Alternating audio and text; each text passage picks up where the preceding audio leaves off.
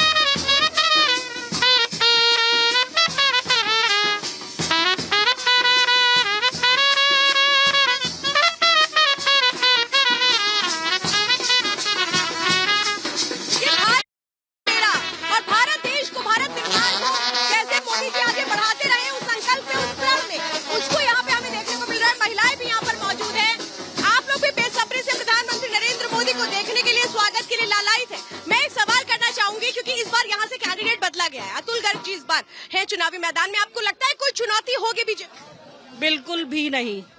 जहां राम है वहां मोदी है, और मतलब एक शब्द में कहूं तो जहां राम ने ही मोदी को खड़ा किया है, मतलब मोदी ही राम है, राम ही के रूप में मोदी आए हैं। तो मतलब मैं शब्दों में बयान नहीं कर सकती कि हमारे भगवान है मोदी।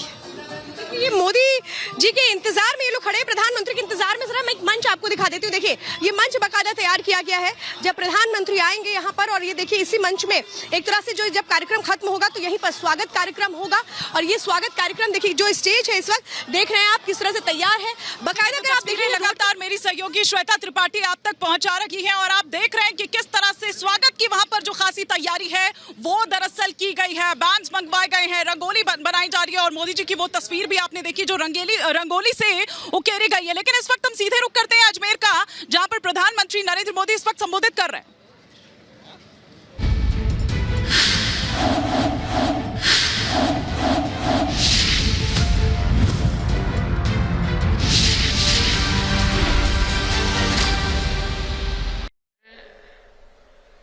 जब उस देश के नागरिकों का एक फैसला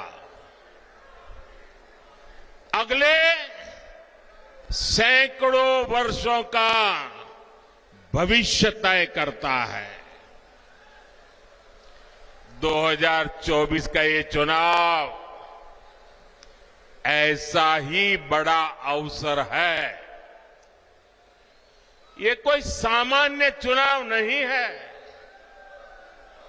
आप याद करिए, कितने दशकों से हमारे देश में जोड़ तोड़ वाली सरकारें चली रही थी।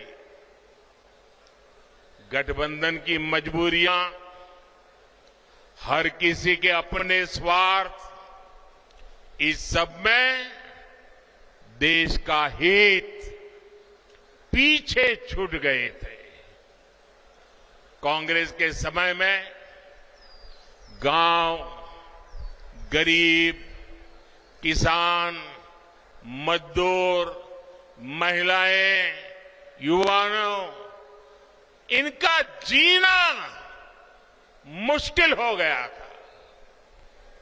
हर दिन अखबारों में या तो घोटालों की खबरें छपती थी या आतंकी हमलों की खबरें आती थी। लेकिन 2014 से देश में एक बड़े बदलाव की शुरुआत हुई। दशकों बाद देश को आप सब जागरूक मतदाताओं ने पूर्ण बहुमत वाली सरकार देश को दी। आज भारत समंदर पर बड़े बड़े पुल बना रहा है। आज भारत पहाड़ों में भी सुरंगें बनाकर सीमा की सुरक्षा बढ़ा रहा है। अब जब अजमेर से वंदे भारत ट्रेन रफ्तार भरती है तो विदेशी भी हैरान हो जाते हैं। अब राजस्थान में एक से बढ़कर एक एक्सप्रेस वे बन रहे हैं, डेडिकेटेड फ्रेट कॉरिडोर बन रहे हैं। भाजपा के शासन में राजस्थान विकास की नई ऊंचाई की ओर बढ़ रहा है। साथियों, कांग्रेस जहां रहती है वहां विकास हो ही नहीं सकता। कांग्रेस ने ना कभी गरीब की परवाह की और ना ही कभी वंचितों, शोषितों, युवाओं के बारे में सोचा।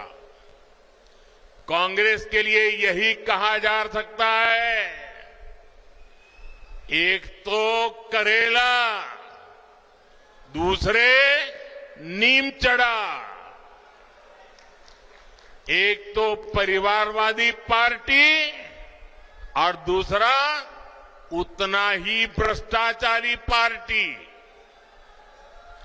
आप याद करिए, कांग्रेस सरकार में राजस्थान को लेकर कैसी खबरें आती थी। युवाओं के भविष्य से खिलवाड़ वाली पेपर लीक की खबरें आए दिन वही पढ़ने को मिलता था।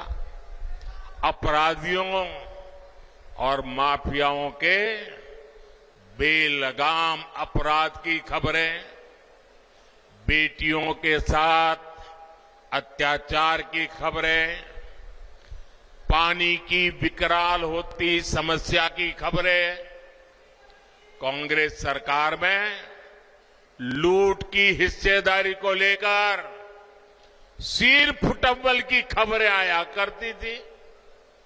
देश में राजस्थान की चर्चा केवल नकारात्मक कारणों से होने लगी थी।